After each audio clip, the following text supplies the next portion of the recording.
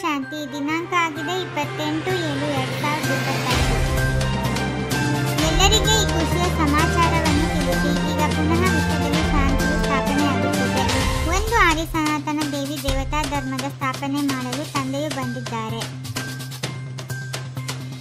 ಬೆಳಗ್ಗೆ ಸ್ನಾನ ಇತ್ಯಾದಿಗಳನ್ನು ಮುಗಿಸಿ ಏಕಾಂತದಲ್ಲಿ ತಿರುಗಾಡಿರಿ. ಇಲ್ಲವೇ ನೆನಪಿನಲ್ಲಿ ಕುಳಿತುಕೊಳ್ಳಿ. ಇಲ್ಲಂತೂ ಸಂಪಾದನೆಯೇ ಸಂಪಾದನೆ ಇದೆ. ನೆನಪಿನಿಂದಲೇ ವಿಶ್ವದ ಮಾಲೀಕರಾಗಿ ಬಿಡುತ್ತೀರಿ. ವಿಶ್ವದಲ್ಲಿ ಎಲ್ಲರೂ ಶಾಂತಿ ಬೇಕೆಂಬ ವಿಷಯವನ್ನು ಪತ್ರಿಕೆಗಳಲ್ಲಿಯೂ ನೋಡುತ್ತೀರಿ. ಯುದ್ಧ ಇತ್ಯಾದಿಗಳಾದಾಗ ಮನುಷ್ಯರು ವಿಶ್ವಶಾಂತಿಗಾಗಿ ರುದ್ರಯಜ್ಞವನ್ನು ರಚಿಸುತ್ತಾರೆ. ಭಾರತದಲ್ಲಿ ಆದಿ ಸನಾತನ ದೇವಿ ದೇವತಾ ಧರ್ಮದ ರಾಜ್ಯವಿದ್ದಾಗ ಒಳ್ಳೆಯ ಧರ್ಮವಿತ್ತು.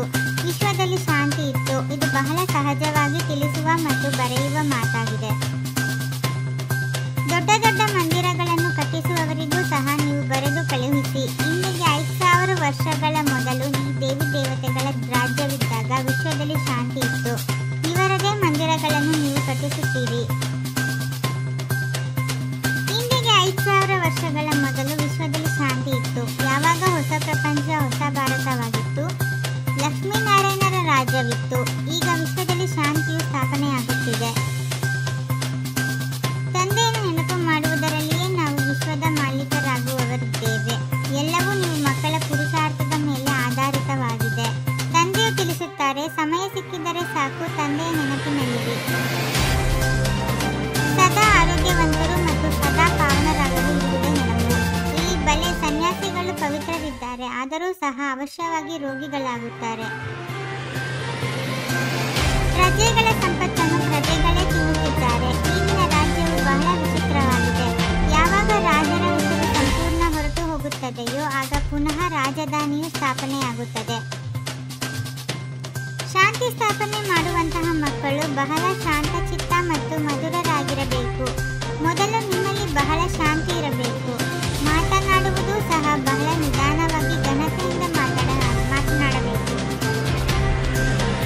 ನಾವು ಭಾರತವನ್ನು ಪುನಃ ಸ್ವರ್ಗವನ್ನಾಗಿ ಮಾಡಬೇಕಾಗಿದೆ. ಆದ್ದರಿಂದ ತಂದೆಯು ಅವಸರ ಮಾಡುತ್ತಾರೆ. ಆದರೂ ಸಹ ಡ್ರಾಮಾನುಸಾರವೇ ಆಗುತ್ತದೆ.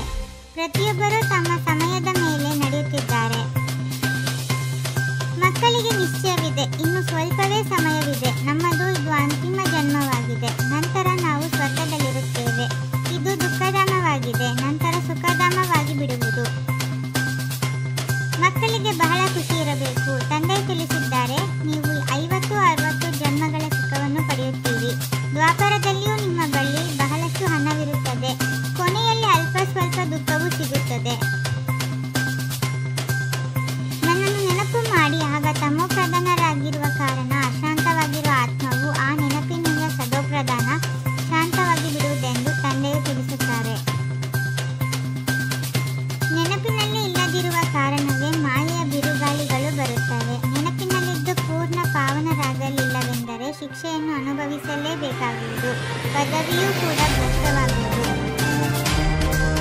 ನಾವು ತಂದೆಯಿಂದ ಅಪಾರ ಧನವನ್ನು ಪಡೆಯುತ್ತೇವೆಂದು ಮಕ್ಕಳು ತಿಳಿದುಕೊಂಡಿದ್ದೀರಿ. ಕಡಿಮೆ ಪುರುಷಾರ್ಥ ಮಾಡಿದರೆ ಧನವೂ ಸಹ ಕಡಿಮೆ ಸಿಗುವುದು. ಸರ್ವರ ಸದ್ಗತಿದಾತ ಒಬ್ಬರೇ ಆಗಿದ್ದಾರೆ. ಇದನ್ನು ನೀವು ತಿಳಿದುಕೊಂಡಿದ್ದೀರಿ. ನೀವೀಗ ಪಾರಸ ಬುದ್ಧಿಯವರಾಗುತ್ತಿದ್ದೀರಿ. ಪಾರಸಪುರಿಯ ಪಾರಸನಾಥ ರಾಜ ರಾಣಿಯಾಗುತ್ತಿದ್ದೀರಿ. ನೀವೀಗ ಇಡೀ ವಿಶ್ವದ ಇತಿಹಾಸ ಭೂಗೋಳವನ್ನು ಅರಿತಿದ್ದೀರಿ. ಸೃಷ್ಟಿ ಚಕ್ರದ ಬಗ್ಗೆ ತಿಳಿಸಿಕೊಡುವುದು ಅತಿ ಸಹಜವಾಗಿದೆ. ಭಾರತವು ಪಾರಸಪುರಿಯಾಗಿತ್ತು.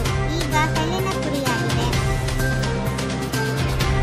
ನಾವು ವಿಶ್ವದಲ್ಲಿ ಶಾಂತಿ ಸ್ಥಾಪನೆ ಮಾಡಲು ನಿಮಿತ್ತ ಬ್ರಾಹ್ಮಣರಾಗಿದ್ದೇವೆ. ನಾವು ಬಹಳ ಶಾಂತಚಿತ್ತರಾಗಿರಬೇಕಾಗಿದೆ. ಬಹಳ ನಿಧಾನವಾಗಿ ಮತ್ತು ಘನತೆಯಿಂದ ಮಾತನಾಡಬೇಕಾಗಿದೆ. ಆಲಸ್ಯವನ್ನು ಬಿಟ್ಟು ನೆನಪಿನ ಪರಿಶ್ರಮ ಪಡಬೇಕಾಗಿದೆ. ಎಂದು ನಿರುತ್ಸಾಹಿಗಳಾಗಬಾರದು. ಪರೀಕ್ಷೆಯಲ್ಲಿ ಗಾಬರಿಗೊಳ್ಳುವುದಕ್ಕೆ ಬದಲಾಗಿ